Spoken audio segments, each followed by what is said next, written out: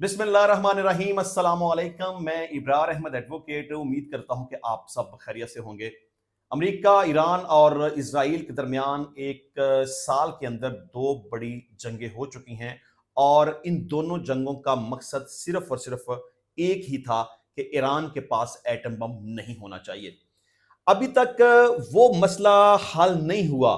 Atom bomb होना चाहिए नहीं होना चाहिए, ईरान कब तक एटम बम नहीं बनाएगा, जो अफजुदा यूरेनियम है वो किसके पास रहेगा, ईरान के पास रहेगा, किसी दूसरे मुल्क के पास जाएगा, अमेरिका के पास जाएगा, अभी तक कुछ पता नहीं है।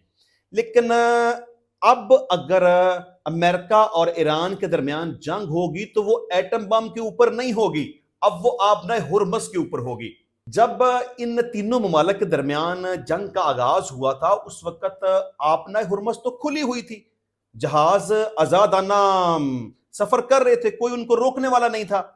उस वक्त मेन पॉइंट सिर्फ ये था कि ईरान के पास एटम बम नहीं होना चाहिए, लेकिन ईरान ने आपने हुर्मस को जंगी हथियार के तौर पर इस्तेमाल किया। चलें, वो बात की बात है जब अमेरिका को लगा कि मैं ये जंग नहीं जीत रहा, मीनवाइल पाकिस्तान दरमियान में आ गया, सीज फायर हो गया।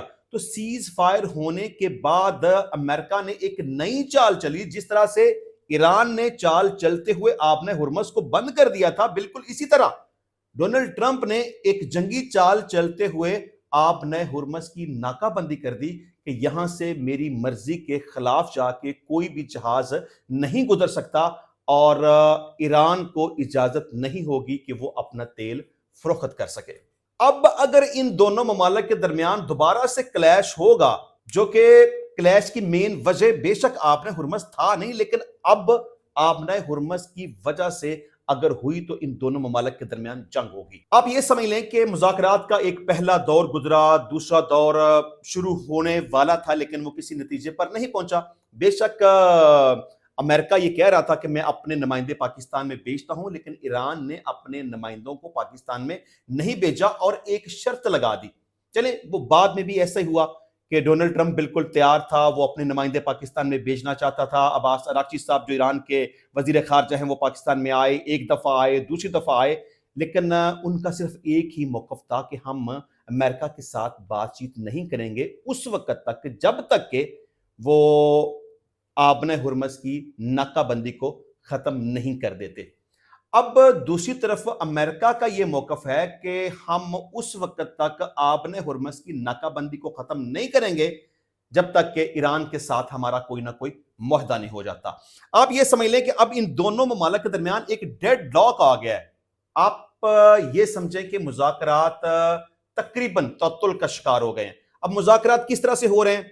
खत्तो किताबत के जरिए। अमेरिका ने कोई बात करनी है तो वो पाकिस्तान को कहता है जी मेरे ये पॉइंट्स हैं, ईरान ने कोई बात करनी है तो वो पाकिस्तान को कहता है कि जी मेरे ये पॉइंट्स हैं, आप अमेरिका तक पहुंचा दें। और दूसरी तरफ डोनाल्ड ट्रंप साहब बिल्कुल पुरसुकून अंदाज में बैठे हुए हैं। वो कहते हैं जी अब हमारे पास इतना टाइम नहीं है कि हम बार बार अपने नुमाइंदों को पाकिस्तान भेजते फिरें, और ना ही हम इतनी ज्यादा फजूल खर्ची करना चाहते हैं। कौन 18 घंटे का इतना लंबा सफर करे?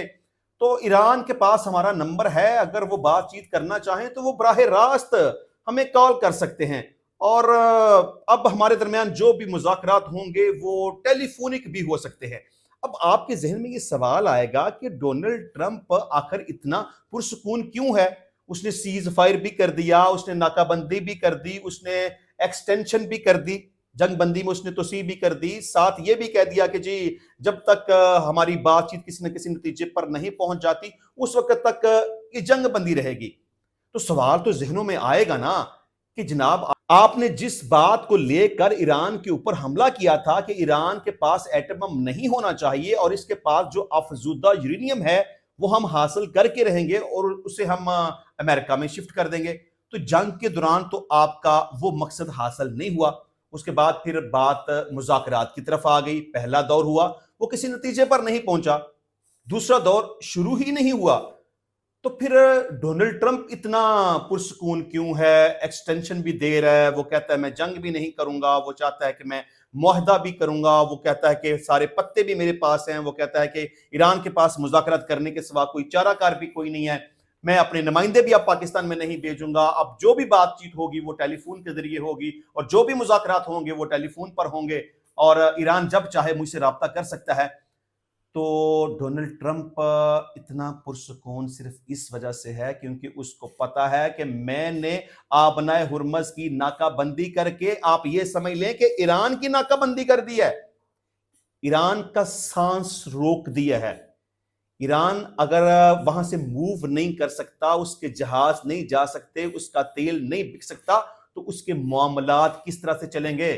معاشی طور پر ایران پھنس رہا ہے اور بری طرح سے پھنس جائے گا. اب ڈیڈ لاک اس بات کے اوپر ہے کہ ڈونلڈ ٹرمپ کی ایک بات کہ آبنائے ہرمز کی ناکہ بندی کو ختم نہیں کریں گے جب تک کوئی معاہدہ نہیں ہو جاتا، اور ایران کی یہ بات کہ بات چیت تب تک نہیں کریں گے جب تک ناکہ بندی ختم نہیں ہوتی. تو اس ڈیڈ لاک سے میں سمجھتا ہوں کہ اس وقت سب سے زیادہ نقصان اگر کسی کا ہو رہا ہے تو وہ ایران کا ہو رہا ہے. اس ناکہ بندی سے امریکہ کا کوئی نقصان نہیں ہو رہا، وہ تو آرام سے پرسکون طریقے سے بیٹھا ہوا ہے کیونکہ اس کو پتا ہے کہ میں نے ایران کا ناک منہ بند کر کے رکھ دیا ہے. اب ایران کی طرف سے بھی اس حوالے سے سٹیٹمنٹ آ چکی ہے کہ اگر امریکہ نے آبنائے ہرمز کی ناکہ بندی کو ختم نہ کیا تو ہم زیادہ دیر تک انتظار نہیں کر سکتے، ہم امریکہ کے اوپر اٹیک کریں گے. اس کے جو بھی بحری جہاز ہیں ان کو ہم ٹارگٹ کریں گے، ان کو ہم تباہ کریں گے. اب ڈونلڈ ٹرمپ کو اس بات کا پتہ ہے کہ ایران کے پاس اس طرح سے بحریہ موجود نہیں ہے. اگر ایران نے اب آبنائے ہرمز کی ناکہ بندی کو بنیاد بنا کر امریکہ کے کسی جہاز کو ٹارگٹ کیا تو اس سے کیا ہوگا؟ اس سے ایک دفعہ پھر سے جنگ کا آغاز ہو جائے گا.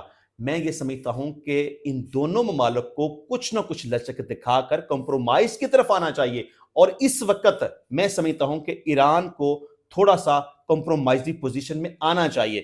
دیکھیں، امریکہ بات کرنا چاہتا ہے تو بہتر بات ہے، آپ کو بھی بات کی طرف آنا چاہیے. درمیان میں پاکستان موجود ہے، جس طرح سے مذاکرات کا پہلا دور ہوا، دوسرا دور ہونے میں کیا حرج ہے؟ اگر امریکہ کہتا ہے کہ جی میرے نمائندے پاکستان میں آ رہے ہیں، لیکن ایران کہتا ہے کہ نہیں جی میری یہ شرط ہے جب تک پوری نہیں ہوگی میں بات نہیں کروں گا، اور اس کے بعد عباس راکچی صاحب کا آنا پھر جانا، تو میں سمجھتا ہوں کہ اس طرح کی صورتحال سے معاملات خرابی کی طرف جا سکتے ہیں، حالات خراب ہو سکتے ہیں، دوبارہ سے ان دونوں ممالک کے درمیان جنگ کا آغاز ہو سکتا ہے. تو میں سمجھتا ہوں کہ ایران کو تھوڑی سی نرمی، تھوڑی سی لچک کا مظاہرہ کرتے ہوئے ایک سٹیپ ڈاؤن آ جانا چاہیے.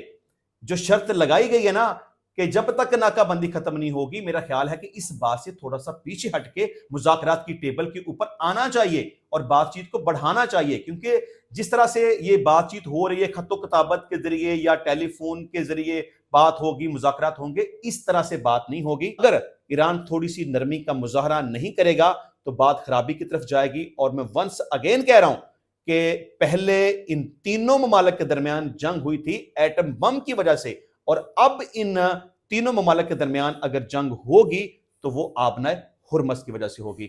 انشاءاللہ ملتے ہیں نیکسٹ ٹائم نئی ویڈیو میں نئے ٹاپک کے ساتھ. تب تک کے لیے اجازت دیجیے. اللہ حافظ.